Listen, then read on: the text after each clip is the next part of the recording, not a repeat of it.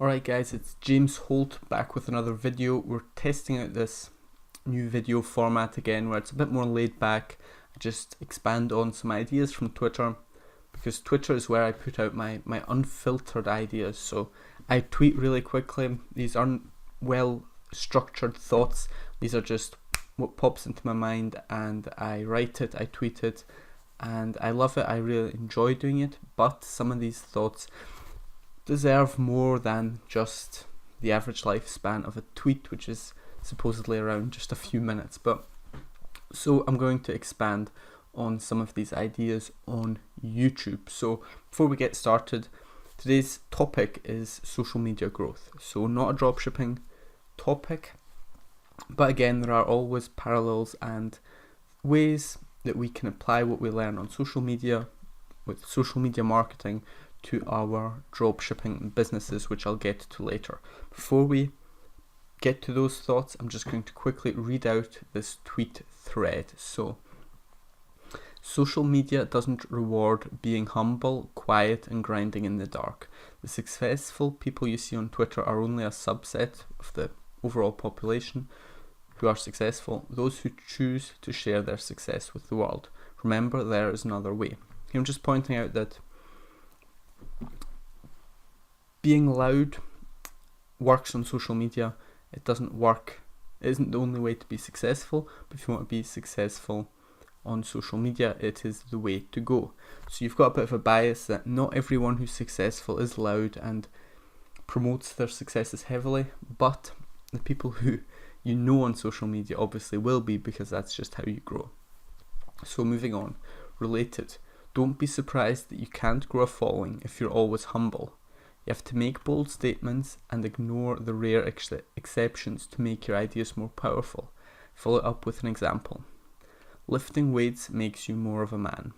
Versus, lifting weights can make some people more manly, but if you're a woman who lifts weights, that's also cool and I respect that. So the second version is just a watered down, more nuanced position, and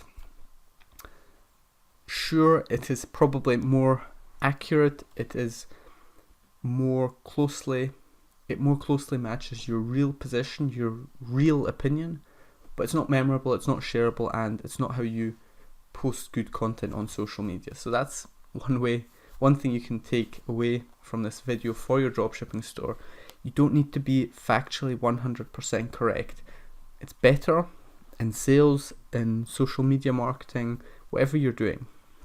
It is better to be memorable, to have a powerful message, a powerful, simple message, than to have a message that is so nuanced that it is always correct. So, if you say the sentence, lifting weights makes you more of a man, that is, in terms of copywriting, far better than the second, even though there is the obvious exception that if you're a woman, it doesn't make you more of a man, or whatever. So the point is to make clear statements, powerful statements, emotionally charged statements, rather than statements that are factually 100% correct, non-refutable, etc. So that's something you can learn if you're trying to grow on social media.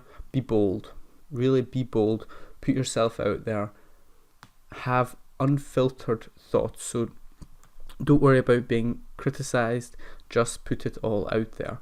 Intelligent people understand that the 140 or now 280 character tweet isn't the most nuanced version of your thought. It's just the big picture. Intelligent people know that, and you're writing for intelligent people, hopefully, because that's the kind of person who you want to have in your business. Working with stupid people is a huge pain in the ass, and I recommend you avoid it whenever you can. Another area in which you want to be bold rather than factually 100% correct is in your headlines. So take this video headline as an example. I haven't quite decided on it yet, but it's probably going to be something somewhat provocative. I thought it might be the attractive character trait that will kill your social media growth, meaning humbleness will kill your social media growth. Or another option would be stop being so humble and make money, or something like that, or the key to success, stop being humble. All of these are provocative. All of these are not factually 100% correct. There are, of course, successful people who are humble. Humbleness is an attractive character trait. People like humble people. I'm actually a very humble person in real life, but that is not rewarded on social media. It's not rewarded on YouTube, so there's no point being that. You don't have to show every character trait of yours in the way you handle online business. It's not about being fake or real. It's about putting your best foot forward, and your humble side is not necessarily your best side for growing a business. You have to self-promote. You have to constantly put yourself out there. Tell the world why you are better, why your product is the best. There's your dropshipping parallel. You have to tell people why your product is best, why your brand is better than competitors. That's just part of selling, part of marketing yourself, and you can't be too humble to do that, because, and I've got into arguments with this, or discussion with this guy who I later muted on Twitter, and when I put out these tweets about headlines being the way you get people into your business, they have to be good, they don't have to be factually correct always. He then says, well, you're on the way to the fake news business. And that's just such a stupid thing to say, because, well, first of all, I'm not in the news business at all. I'm not doing real news, I'm not doing fake news, I'm not doing any kind of news whatsoever, and I never plan to do so. So already the idea is ludicrous, but the underlying misunderstanding is that he thinks in a black and white way. Either it is true or it is fake. Now, I'm not saying that you should lie and blatantly put things in the title that are not in the videos. So I'm putting provocative statements in the title, provocative words that capture people's attention, hopefully, and get them to watch the video. But it has to be related to the actual video. So there's no point calling this video something really racy or that captures people's attention. There's no point calling this video the Kim Kardashian sex tape and then talking about online branding and humbleness on social media. It might get attention, it might get you banned, it probably will get you banned actually, but it's certainly not going to get the right type of people, and it's not going to get the right type of people to stay. So you have to attract people, yes, you have to capture people's attention, but it has to be related, and you have to filter for the right kinds of people. So when you're on social media, you don't just want to get shared. You want to get shared and draw in the people who are most likely to profit from your product or your message.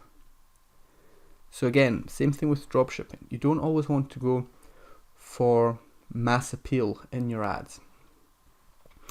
A good ad speaks to your potential customer. What someone else might think of the ad is absolutely irrelevant. The only people that are relevant are the ones who might buy.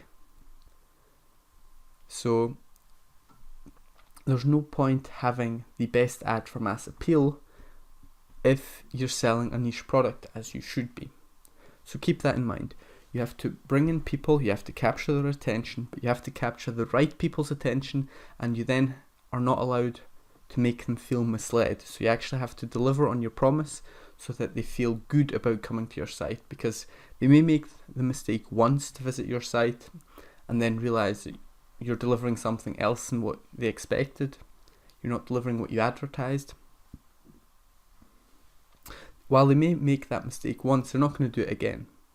And if you want to have a long-term business, then you have to keep selling to the same people, or at least similar people. And the best way to do that, of course, is to have a business that, yes, markets heavily, yes, sells heavily, yes, uses Facebook ads to promote offers really hard to your potential customers. Yes, you're going to use scarcity and urgency and all of those sales tactics, but at the end of the day, the customer should be happy with their experience. They should get a product that was as described and serves the exact purpose and gives them the benefits that you promised. If you can do that, you will have repeat customers. It's one of the issues. People ask me, my repeat customer rate is low, or I don't get any repeat customers. What app can I install to fix this? And it's such a flawed thinking. It's a Shopify app is not going to improve your repeat customer rate, or not going to fix it, if you heavily hype a product that can never deliver what you promise. So